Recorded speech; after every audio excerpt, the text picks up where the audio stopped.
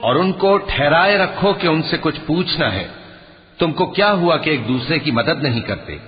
اصل بات یہ ہے کہ آج یہ لوگ اپنی غلطی تسلیم کر رہے ہیں اور وہ ایک دوسرے کی طرف رخ کر کے سوال و جواب کریں گے۔ پیروکار اپنے پیشواؤں سے کہیں گے کہ تم ہی ہمارے پاس دائیں طرف سے آتے تھے۔ وہ کہیں گے نہیں، بلکہ تم ہی ایمان لانے والے نہ تھے اور ہمارا تم پر کچھ زور نہ تھا، بلکہ تم ہی سرکش لوگ تھے۔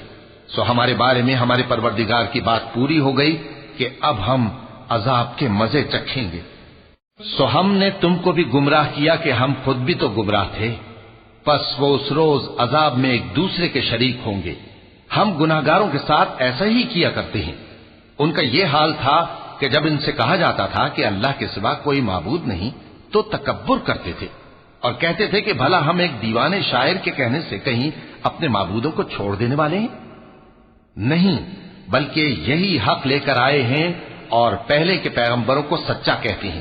بے شک تم تکلیف دینے والے عذاب کا مزہ چکھنے والے ہو اور تم کو بدلہ ویسا ہی ملے گا جیسے تم کام کرتے تھے۔ مگر جو اللہ کے چنے ہوئے بندے ہیں یہی لوگ ہیں جن کے لیے روزی مقرر ہے، یعنی میوے، اور ان کا اعزاز و اکرام کیا جائے گا۔ نعمت کے باغوں میں ایک دوسرے کے سامنے تختوں پر بیٹھے ہوں گے، شراب لطیف کے جام کا ان میں دور چل رہا ہوگا جو رنگ کی سفید اور پینے والوں کے لیے سراسر لذت ہوگی، نہ اس سے درد سر ہو اور نہ وہ اس سے بہکیں۔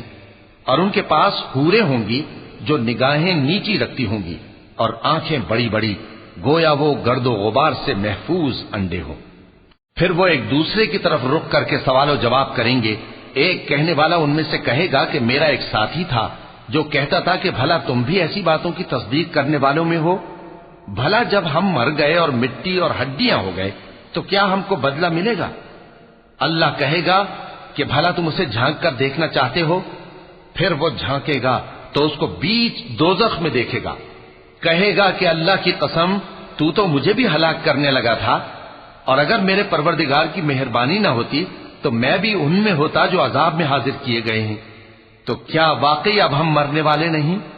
ہاں، جو پہلی بار مرنا تھا سو مر چکے اور ہمیں عذاب بھی نہیں ہونے کا۔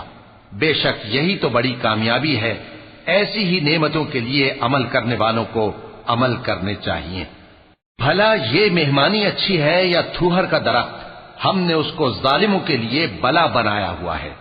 وہ ایک درخت ہے کہ جہنم کی تہ میں اگے گا، اس کے خوشے ایسے ہوں گے جیسے شیطانوں کے سر، سو وہ اسی میں سے